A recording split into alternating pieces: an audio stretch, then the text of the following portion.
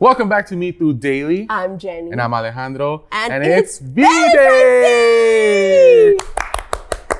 We were so in sync. That was kind of scary. That was really good. Oh my God. But happy Valentine's Day, y'all. Yes. Hopefully you have some fun stuff planned with your honey baby. Is that even what people say? Honey boo-boo? Yeah. Or with your amorcito, el amor de tu vida. And your friends. That's what I love about Valentine's Day. In Spanish, es el día del amor y la amistad. Twofer. And that's amazing because it's like, you don't have to have a Valentine. Your Valentine could be your girls, romantically. Your compas. Mm-hmm. So I love that. It's not just about F***ing. Oh, it's shit. about the 3 F's. F***ing, family, and friends. It's telling me we got to wrap this up. So let's just get into the news, shall we? Imagine if Papa tell you to stop being a chismosa. Wait, el Papa like the Pope? Yeah, the pinche Papa in the Pope mobile, bro. The old guy. Pope, chill, brother. Sorry. If there's anybody I would listen to, it's el Papa. Just saying.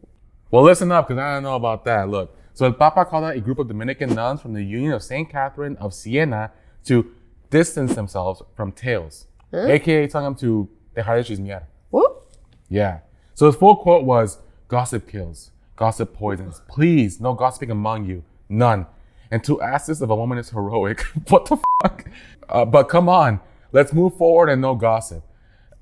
What in the machismo, bro. He's like, to ask this of a woman. It's like, bro. And I'm sorry. Guys are just as chismosos as women. Like, come on. You know bro, what I mean? Sometimes I be texting you like, hey, bro, guess That's what I'm saying. You're like, why you did it? I'm like, yeah. And you're in there and we're talking. You're like, who? And I'm like, see, you like to know. You know what's que se hace el santito, güey. Sí, se hace el santito. I don't know, but damn, dude, that's crazy. Damn the machismo, though. Let's be real, though. I gotta bring this up. If women are the gossipers, the only gossipers, the only ones that like to chismear, explain the Last Supper. Mad chisme going on there. Come on. Zoom in on their faces, please. Yeah, they're like all, I don't know their names, but these 3 over here look sus. And then these over here are judging them. Like, hey, look at those. And then this guy, the one that has his hand like this, he's like, if you're asking me. Like, you didn't hear from me, but.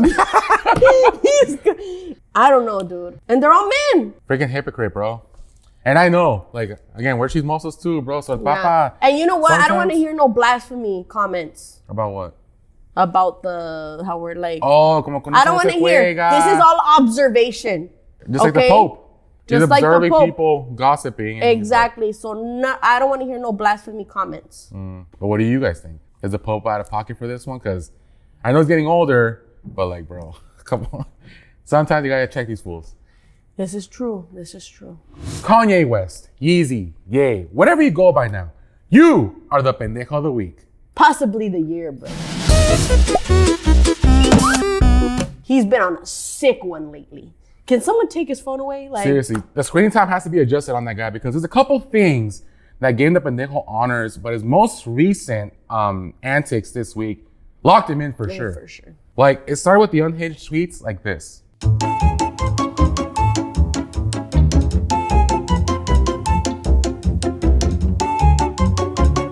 And then he used a Super Bowl commercial to promote his website, which was selling t-shirts with a big black swastika. The site he was using to sell the shirts wasted no time packing his ass up and shut it down. But dude, the Super Bowl commercial and then the website, he's going crazy on Twitter with a lot of explicit videos. It's like, what? I don't know. Dude, he is definitely going off the rails, brother. I don't know what's going on with him. And it's just Kanye's downfall is so sad.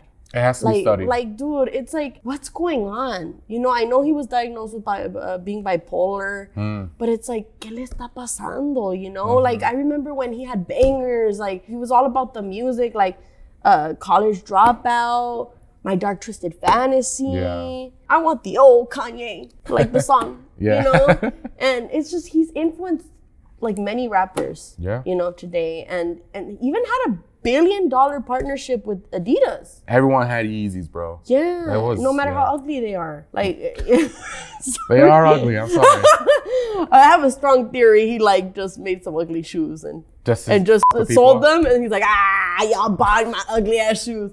But it's crazy. Yeah. Now he's co-signing Hitler and Diddy. What is going on with this man? Yeah, there's no defending that. Like, even his closest collaborators aren't following his ass, right? Like, I don't know anyone can support him after all of this. And that's why he's our Pendejo of the Week. Duolingo has announced the death of Duo the Owl. They also believe he had many enemies. With conspiracy theories flying around, we asked our team what they really think happened to Duo. What do you think happened? I think my guy OD'd on No Sabo, trying to help Selena with her Emilia Perez script. My guy didn't stand a chance, poor guy. What do you think happened to the Duo Owl? I think he got stoned by Rosetta. Rosetta stoned him? Rosetta stoned him. What do you think happened to Duo? So I know that my sources tell me that Duo was obsessed with Dua. He eventually proposed outside her Manchester concert. Dua declined because she's with Colin Turner. But this started a love affair between the two. They started falling in love. And then Colin found out and he ordered a hit on Duo. I suspect foul play. I know Duo's alive. He's still with us. He really wanted a BBL, and that's all I'm gonna say. He wanted a BBL? Yeah, he has a BBL now. That's why he's gone. He'll be back. Good morning! Happy Valentine's Day! Cute! I'm gonna put it on my bed. I love a man who's detallista. She's gonna love this. I'm so excited for her to see this. She says I'm her little artist. So you know the real trick on Valentine's Day is using ChatGPT to write your Valentine's Day messages. Feel me? Boom, you put the girls' names in, press enter, there you go. Each one specified by their names. But we're not done there. Obviously, I can't go on 5 dates. So that's where this picture comes in play. You hit them with that one. Sorry, can't make it tonight. Flip it on them. Now I'm getting messages of, how you doing? When can I see you? I hope you feel better. Okay, so like once Marcelo sees my story, he's gonna see me. He's gonna like me first, right? But that'll last like a little because he's gonna fall in love with me. He'll like take me to go see Bad Bunny in Puerto Rico, and I'll meet his mom by Thanksgiving.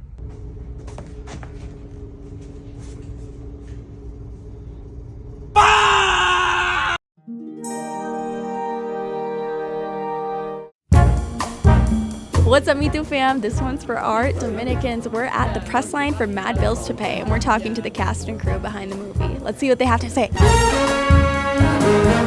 Why was it important for you to be a part of telling this story?